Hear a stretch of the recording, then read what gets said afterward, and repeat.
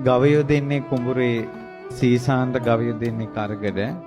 ඒ ගවය දෙන්න හරහා ලීයක් බැඳලා ඒ හරහා නඟුල ගැට ගහලා ඒ නඟුල පොළොවට ගහලා අර හරක් දෙන්නට කෙවිතෙන් තට්ටු කරනවා යන්න. එතකොට කුඹුර හැරීගෙන යනවා. ගොවියෙක් එහෙම කරනකොට දරුවනේ ඒ වියගහ කැඩුනා. අර හරක් දෙන්න අතර බැඳලා තියෙන ලීය කැඩුනා.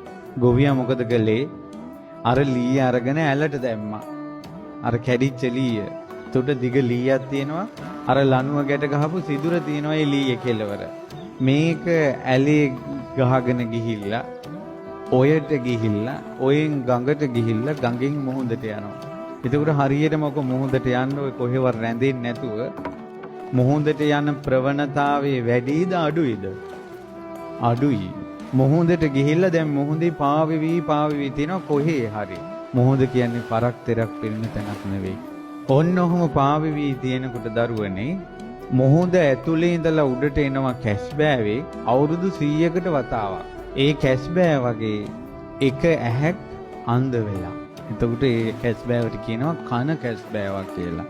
අර කැස්බෑ කන කැස්බෑවා අවුරුදු 100කට වතාවක් මුහුද ඇතුලේ ඉඳලා උඩට එනකොට අර වියගහේ අර පාවෙවි තියෙන ලීයේ තියෙන සිදුර අර පේන තනි ඇහැටම සෙට් වෙන්න ඕන.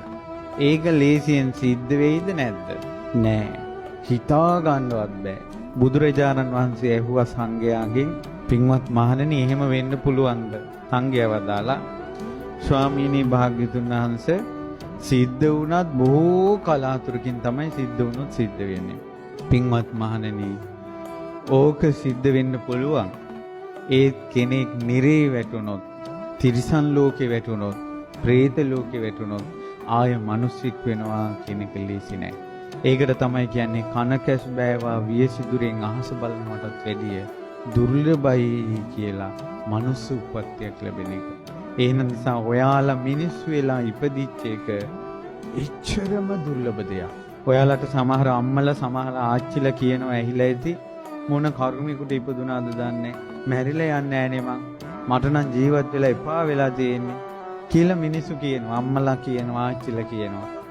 එහෙම කියන්න හොඳ නැහැ.